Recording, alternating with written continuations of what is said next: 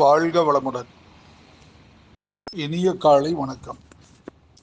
பாரம்பரிய வள்ளுவர் குல தளத்தில் பயணித்து கொண்டு இருக்கக்கூடிய அனைத்து பெரிய ஜோதிட பெருமான்கள் அனைவருக்கும் நன்றி கலந்த காலை வணக்கம். ஐயா NS கண்ணன் ஐயா அவர்கள் நான் வைத்த பாடலுக்கு பதிவு செய்த சிறந்த ஒரு கேள்வியை வைத்துள்ளார். அது எந்த உணர்வை குறிக்கும் என்பதை நாம் முதலில் புரிந்து கொள்ள வேண்டும். நான் வைக்கின்ற பொழுது சுக்கிரன் லக்னத்திலும் 2 செவ்வாய் என்றுதான் வைத்தேன். ஆனால் NS கண்ணன் ஐயா அவர்களோ நட்சத்திர சுயசாரங்களில் பரிவர்த்தனை பெற்ற கிரகங்களாக அமைந்து சந்திரன் 4வது இடமான கேந்திரஸ்தானத்தில் கேந்திராதிபதி பலம் பெற்று காலபுருஷ தத்துவத்தின் அடிப்படையில் 9-12க்கு உரியவனுடைய ஸ்தானமான புனர்பூச நட்சத்திரத்தில் அமர பெற்றால் அவருடைய குணாதிசயங்கள் அவருடைய வளர்ச்சி பாதை அல்லது தாழ்வு பாதையா அல்லது 10க்கு உரியவன் காலபுருஷ தத்துவத்தின் அடிப்படையில் 10ஆம் இடம் ஜீவனஸ்தானாதிபதி பலத்திற்கு ஜீவனஸ்தானத்துக்கு 7ல் சந்திரன் கேந்திரம் பெறுவதால் சிறப்பா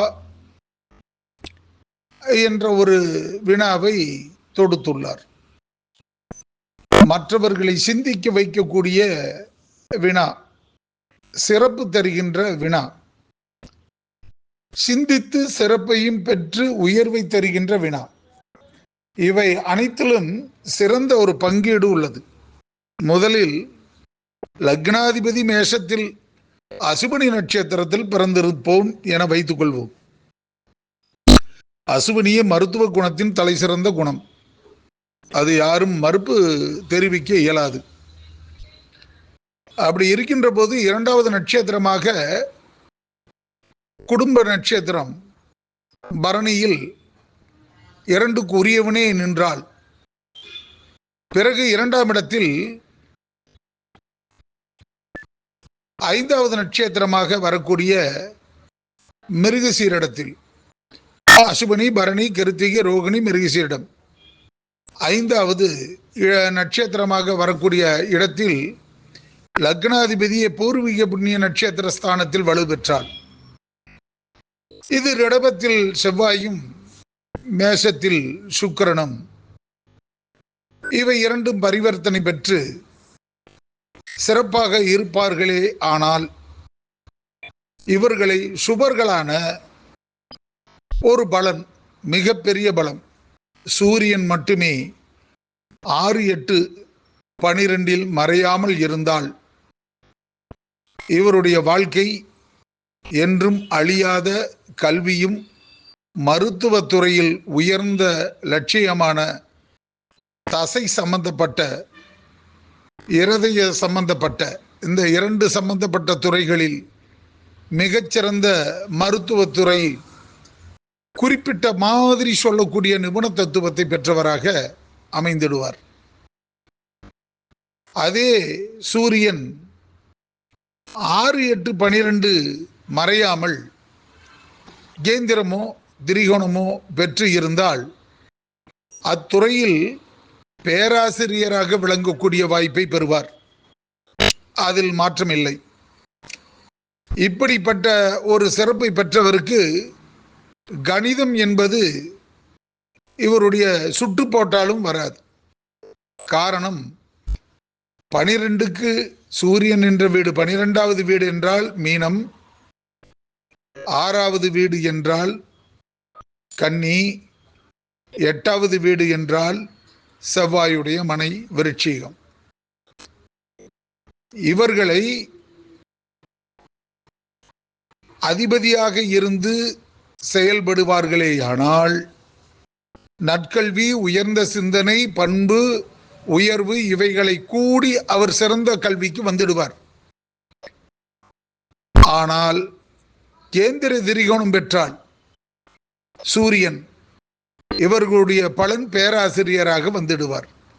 இதுல சர்ஜிக்கல் மைண்டு 6, 8, 12 இருந்தா, அதே 4, 7, 10 அல்லது 1, 5, 9 இதில் இருந்தால் பேராசிரியர். ஆனால் 11 அதே போன்று 3 இருந்தால் பயனற்ற கல்வி. எப்படி ஒரு மாற்றங்களை பார்த்தீர்களானால் அதோடைய சிறப்பு தானாகவே தெரியும். சரி, 4 சந்திரகேந்திரம் பெறுகின்றார். 4 சந்திரகேந்திரம் பெறுகின்ற சந்திரன் சத்துரு நட்சத்திரமாக புனர்பூசத்தில் இருந்து கேந்திரம் பெற்றால் ஒரு விதத்தில் கெட்டவராகவும் அந்த நட்சத்திரம் பெறுகின்றது. மறுகணத்தில் யோசித்தால் 12க்கு 5ஆம் இடமாகவும் வருகின்றது. அவனுடைய சுயசாரத்தில் வலுவான இடத்தில் அமரப்பெற்ற நிலைகளாக கிடைக்கும். ஆனால் பாகிஸ்தானமான தனுசு அதற்கு 8 மறைகின்றான் என்பதே பொருள். தனது வீட்டுக்கு தானே மறைகின்றான் குரு என்பதே பொருள். ஆக கற்ற கலை பயனற்று போகும். மனோ கிளேசம் எனக்கூடிய குழப்பத்தை தந்துவிடும். அதே 10க்குரியவன் கேந்திராதிபதி வளம் பெற்ற நாளில் 10க்கு 7 லக்னத்துக்கு 4 சந்திரன் இருக்குமேயானால் அறிவாற்றலும் சிந்தனையும் நூதனமான சிறப்பும் சிந்தித்து ஆற்றல் பெறுகின்ற தன்மையும் பெற்றவராக இருக்கும். சரி, சந்திரனுக்கு 3, 12க்குரியவன் புதனுடைய சாரமான ஆயில்ய நட்சத்திரத்தில் இருப்பாரேயானால்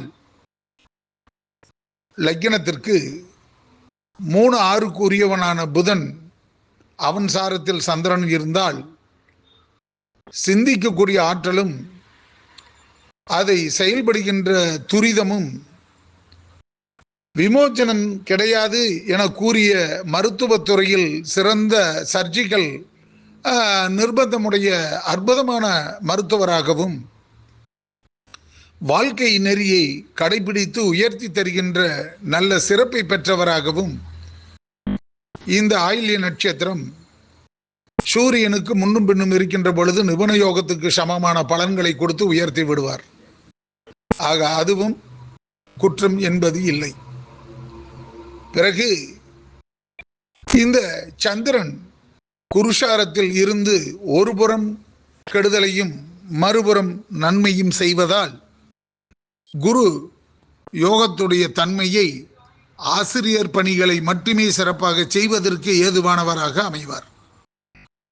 வாழ்க்கையின் திறன்களையும் ஆற்றல்களையும் கூறிய ஒரு நிலை உடையவராக இருக்கக்கூடிய லக்னம் செவ்வாய் மிருகசீரிட நட்சத்திரம் 1, 2 பாத ரிஷபத்தில் இருப்பதால் பொய்யின்றி மெய்பேசும் புலனாய்வும் கற்றதை மறவாத கல்வி நினைவாகவும் உற்ற சொல்லின் உயர்ந்த நாடி தன் உழைப்பாகவும் சிந்திய உதிரத்தை சீற்றமின்றி அதை சீரமைக்கும் பணி நிறைந்தவராகவும் பெற்ற பொருள்களின் இன்பத்தை காட்டிலும் மற்ற உயிர்கள் மீது செலுத்தும் பற்று அதிகமுடையவராகவும் வாழ்வார்.